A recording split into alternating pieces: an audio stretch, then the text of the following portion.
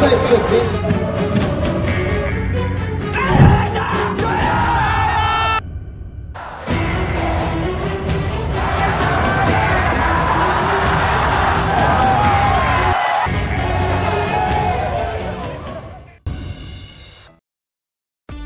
Timnas Indonesia, Alex Pasto Ortolak Heerenveen. Pilihan tepat atau kesempatan yang hilang? Jordi Cruyff jadi penasihat teknis, tapi PSSI masih cari direktur teknik. Apa yang sebenarnya terjadi? Penasaran? Berikut berita lengkapnya. Jordi Cruyff jadi penasihat teknis, tapi PSSI masih cari direktur teknik. Siapa kandidatnya? Halo Sob, pernah nggak sih kepikiran, kenapa PSSI tiba-tiba merekrut Jordi Cruyff sebagai penasihat teknis, tapi posisi direktur teknik Dirtek masih kosong? Baru bisa mengumumkan technical advisor untuk... Apakah ini strategi rahasia atau malah PSSI lagi kebingungan? Nah, kita kupas bareng-bareng, yuk! Jordi Cruyff resmi gabung, tapi Dirtek masih kosong pada Selasa, 25 Februari 2025. PSSI secara resmi mengumumkan bahwa Jordi Cruyff bergabung sebagai technical advisor, yaitu saudara Jordi Cruyff. Nama besar Cruyff jelas bikin heboh, apalagi dengan latar belakangnya sebagai mantan pemain dan pelatih top. Tapi, anehnya, sampai sekarang, PSSI belum juga menunjuk siapa yang bakal jadi direktur teknik. Ketua PSSI, Erick Thohir, angkat suara soal ini. Menurutnya, PSSI masih dalam proses pencarian kandidat terbaik. Kami sedang mencari, sebenarnya waktu itu ada beberapa figur yang sudah kami dekati dan tahap negosiasi hampir selesai, ujar Erick. Tapi nih Sob, Erick juga bilang bahwa mereka nggak mau buru-buru. Kami harus hati-hati, jangan sampai mengumpulkan nama-nama besar, tapi malah nggak siap bekerja sama dengan tim yang ada. Tambahnya, tugas Jordi mirip Dirtek, tapi uniknya, tugas yang bakal dijalankan Jordi Cruyff ini sebenarnya mirip dengan job desk seorang direktur teknik. Anak dari legenda Johan Cruyff ini punya tanggung jawab besar buat memastikan kesinambungan program sepak bola Indonesia, dari level akar rumput sampai timnas senior. Jordi bakal fokus ke pengembangan pemain muda sekaligus meningkatkan kualitas pelatih di Indonesia. Pelatih 51 tahun itu rencananya akan datang awal bulan depan dan bakalan langsung bertemu dengan jajaran di PSSI. Nantinya Jordi juga bakalan membantu PSSI mencari direktur teknik. Jordi ini untuk memastikan kesinambungan seluruh program dan mereview sistem kepelatihan. Semua pelatih harus punya buku pegangan. Dalam pembangunan grassroots, tak hanya pemain, tapi pelatih juga jadi prioritas. Jelas Erick Thohir. Jadi, kalau tugasnya sudah mirip Dirtek, kenapa nggak sekalian aja Jordi dikasih jabatan itu? Apakah ini strategi tahap awal sebelum akhirnya Jordi benar-benar diangkat jadi Dirtek?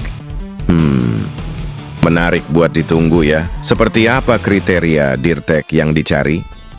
Nah, ini yang bikin penasaran. Ternyata, PSSI punya kriteria khusus buat mengisi posisi direktur teknik.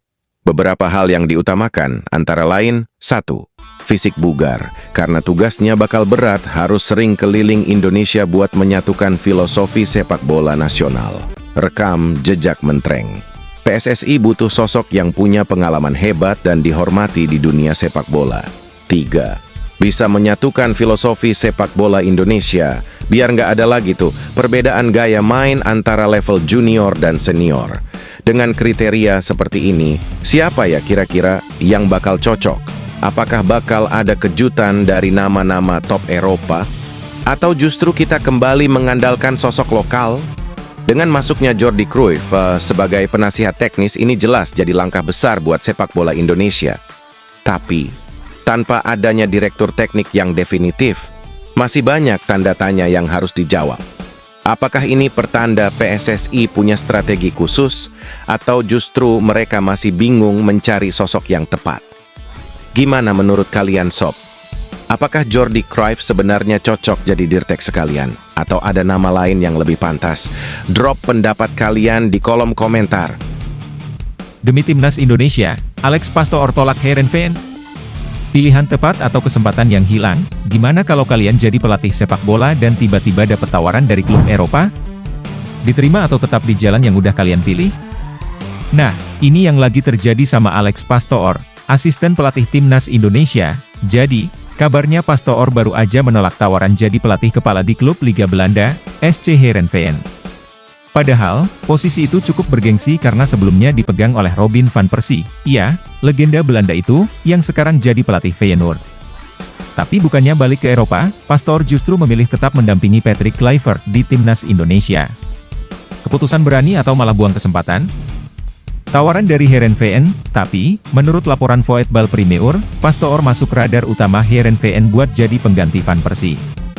Klub itu emang lagi nyari pelatih baru dan udah mengontak 3 kandidat, termasuk Pastoor. Manajer teknis mereka, Johan Hansma, bahkan udah menyiapkan rencana buat menentukan siapa yang bakal mereka rekrut, tapi Pastoor bilang, "Terima kasih, saya tetap di Indonesia." Gak heran, keputusan ini bikin banyak orang penasaran. Apalagi, Heerenveen itu klub yang main di Eredivisie, kasta tertinggi Liga Belanda, fokus penuh ke Timnas Indonesia. Pastoor baru bergabung dengan Timnas Indonesia awal tahun ini sebagai tangan kanan Kluivert. Dengan usianya yang udah 58 tahun dan pengalaman panjang melatih klub Eropa seperti Almere City, kehadirannya di Timnas jelas jadi nilai plus buat skuad Garuda. Sekarang, fokus utamanya adalah membantu Kluivert meramu strategi buat putaran ketiga kualifikasi Piala Dunia 2026 zona Asia yang bakal digelar Maret nanti. Ini bukan tugas mudah, karena Timnas Indonesia harus menghadapi lawan-lawan berat demi mengejar mimpi tampil di Piala Dunia. Pilihan bijak atau kesempatan yang terlewat? Sekarang, giliran kalian yang kasih pendapat. Apakah keputusan Pastoor buat tetap di Indonesia itu langkah tepat KA? Tepat karena menunjukkan komitmen ke Timnas? Atau seharusnya dia ambil tawaran Heerenveen buat karir pribadinya? Yuk, diskusi di kolom komentar. Bro, Timnas Indonesia mau makin ngeri. Coba tebak, siapa pemain yang bakal nambah kekuatan buat Timnas Indonesia? Kalau lu mikir nama-nama tenar kayak Messi atau Mbappe, stop ngayal dulu. Tapi beneran nih, PSSI baru aja ngumumin bakal naturalisasi 3 pemain buat bikin skuad Garuda makin solid. Alhamdulillah kayaknya proses untuk memperkuat tim kita untuk pertandingan. Siapa aja mereka? Emil Audero, Dean James, dan Joey Pelupesi.